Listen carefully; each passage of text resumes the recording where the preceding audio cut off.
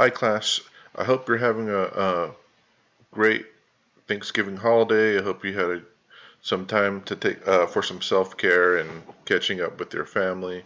I know how hard it is because I remember being in grad school and not really being able to relax completely because the week following Thanksgiving, a bunch of assignments were due. So I totally get that. I understand how busy you are, and I appreciate all the hard work that you've done up until this point. And one of the things that I did want to emphasize, and you'll see on the announcement that I just sent out, that I'm going to go ahead and extend the deadline because I've posted materials. I didn't post them uh, at the time that I wanted to post them, which was last Wednesday, right before Thanksgiving. So with that, in consideration of that and the new rubric, I want to give you some extra time to be able to um, complete this assignment and do a great job. And so I'm looking forward to it, and hopefully you appreciate the extra time that you have to be able to do this because I'm pretty sure you have other assignments due next week as well. So the rubric, it has 7 key areas. This is really hard to read, right? So we're going to go ahead and narrow it down on the subsequent slides.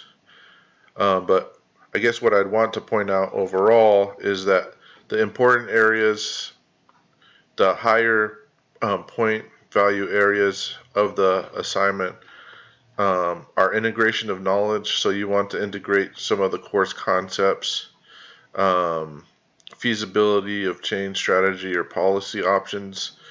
So you want to be able to provide the reader something that they can do to address or advocate for the issue. And then creativity, visual presentation, and organization of layout. So I want to give you a chance to be creative and show off that side. So it's not going to be your typical academic paper with Times New Roman font, 1-inch margins, and definitely no text citations. And I'll tell you why a little bit later. So, whoa, this is a lot, right? Um, as you can see up here, I'm going to move my picture down. The 5 areas going from lowest to highest. So if you're at satisfactory, you're meeting expectations. At proficient, you're on the higher end. And then if you exceed expectations, you're going to get about 95 to 100%. So if you look on the actual assignment, you can see the actual point values that you'll get, and it's a range of values that you're going to get for each um, area. So basically, um, the integration of knowledge is actually a total of 5 points. That's how much that it's worth. And then the areas that are worth 10 points are actually worth 2.5 points. And so the total grade for this final fact sheet assignment is 25 points towards your final grade. So it is a significant point total towards your grade. So this is a little bit more readable. And so the first 4 areas of the rubric are content specific, meaning what you put in there. And so I'm going to talk about each of these individually and provide some guidance around those. So the first area is the integration of knowledge. So as a part of this assignment, you're demonstrating to me that you are integrating the readings and the concepts that you learn from the class. And so, and one of the requirements is to actually cite the text. So be sure to do that somewhere in your fact sheet. But overall, some of the things are like the key concepts around conceptual foundations, your policy topics, but also with your levels of government. So, and that really impacts your advocacy strategy, and we'll talk a little bit about that later. But if you have to know what levels of government. You can't just be broad and say federal government. You have to really narrow it down, and because there's 3 branches and there's hundreds of different departments within the executive branch. Um, there's 2 houses of Congress. There's court, um, different levels of federal court. Or if you're doing state, you have to have demonstrate knowledge of state level and then local level governance. So it is complex, and I would definitely refer back to the textbook if you're having some questions. You can also use the Q&A forum or ask me directly. So the statement of the problem, um, with that one, you've already done the work, right? So you're just basically restating the problem that you did in Module 4. You could include the supporters or the opposition and the power dynamics. You don't necessarily have to do it like outright directly, but you could somehow put in your fact sheet those that oppose this, um, talk, or you could even name out some of the key power stakeholders for someone to contact. So contact this person and ask them to not oppose this. So those are the types of things that you can do. But we just want to see some of the power dynamics of this problem addressed within your fact sheet. The presentation of data. And so basically you have done some research, you're looking at some data, you found some data sources, and we really want you to present that to make a compelling argument about any specific issue. So this particular fact sheet here, it talks about Medicaid and children, and so you can see it presents different data in compelling ways. So let me click on this and see where it takes us. Okay. So you can see how it presents the data. It pops out the data 50%. So it uses this font, and then it makes sure like the number is bigger and is a different color. So in this particular fact sheet, it's popping out the data using different colors. It uses a pie chart to demonstrate some of the data that it's representing, and some of these design factors as well, which we'll get into a little bit later. So let's go back. So I don't expect you to create a pie chart and gather a bunch of data. So if you do use other charts or data from another source, just go ahead and cite it underneath the image. And we're using footnotes, so sometimes it's hard to use footnotes on those things. Let me show you what I would do. So I'm going to pull up my fact sheet that I'm working on.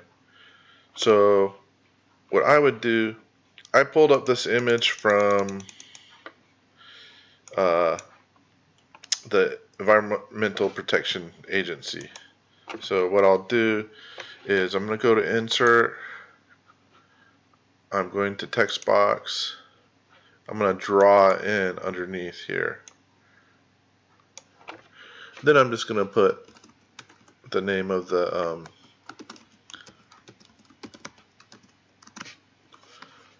agency and make sure that the font is small enough that it's readable,